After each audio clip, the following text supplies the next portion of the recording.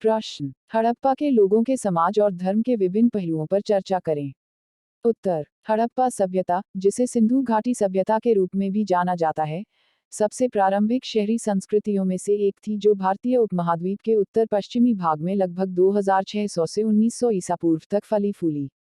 हालांकि उनके समाज और धर्म के बारे में अभी भी बहुत कुछ अज्ञात है।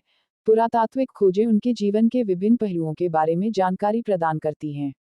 समाज। 1. शहरी नियोजन। मोहनजोदारो और हड़प्पा जैसे हड़प्पा शहरों ने सड़कों की अच्छी तरह से बनाई गई ग्रिड और संगठित आवासीय और औद्योगिक क्षेत्रों के साथ उल्लेखनीय शहरी नियोजन का प्रदर्शन किया। इंडोर प्लम्बिंग और अपशिष्ट जल निपटान के साथ उन्नत जल निकासी प्रणालियां शहर के बुनियादी ढांचे की उनकी परिष्कृत समझ को दर्शाती हैं। 2. आवास और वास्तुकला। घर आमतौर पर मानकीकृत, भट्ठी पकी हुई ईंटों से बने होते थे, जो एक समान वास्तुकला शैली का प्रदर्शन करते थे। पानी की पहुंच और एक केंद्रीय आंगन वाले बहुमंजिला घर आम थे। 3. व्यापार और अर्थव्यवस्था। हड़प्पावासी अंतर्देशीय और अन्य समकालीन सभ्यताओं के साथ व्यापक व्यापार में लगे हुए थे।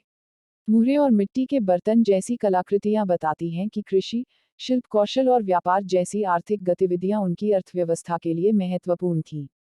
4. सामाजिक पदानुक्रम। शहरों में गढ़ों और निचले शहरी क्षेत्रों का अस्तित्व एक संभावित पदानुक्रमित सामाजिक संरचना का सुझाव देता है।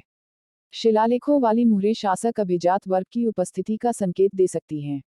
5. भाषा। हड़प्पा लिपि अभी तक समझ में नहीं आई है, जिससे उनकी भाषा और उनकी सामाजिक और धार्मिक प्रथाओं के विशिष्ट विवरणों को समझने में बाधा उत्पन्न होती है। धर्म। 1. देवता एवं प्रतीक। टेराकोटा मूर्तियों की खोज, जो संभवतः देवताओं या उपासकों का प्रतिनिधित्व करती हैं, हड़प्पा जीवन के एक धार्मिक पहलू को इंगित करती हैं। कई मुहरें जानवरों को दर्शाती हैं, जिनमें प्रसिद्ध यूनिकॉर्न सील भी शामिल है, जो धार्मिक प्रतीकवाद के साथ संभावित संबंध का सुझाव देती है। 2. औपचारिक स्नान। कुछ शहरों में बड़े सार्वजनिक स्नानघरों की मौजूदगी एक अनुष्ठानिक या धार्मिक उद्देश्य का संकेत देती है, जो संभवतः शुद्धिकरण समारोहों से जुड़ा हुआ है। 3. अग्नि वेदिकाएं। पुरातत्वविदों ने पाया है कि कुछ संरचनाओं में अग्नि वेदिकाएं प्रतीत होती हैं, जो संभावित अनुष्ठानिक या धार्मिक महत्व का संकेत देती हैं। 4. दफनाने की प्रथाएं। हड़प्पावासियों में दफनाने की अलग अलग प्रथाएं थीं, जिनमें शवदाह और दाह संस्कार दोनों शामिल थे। मिट्टी के बर्तन और आभूषण जैसे कब्र के सामान परवर्ती जीवन में विश्वास का संकेत देते हैं।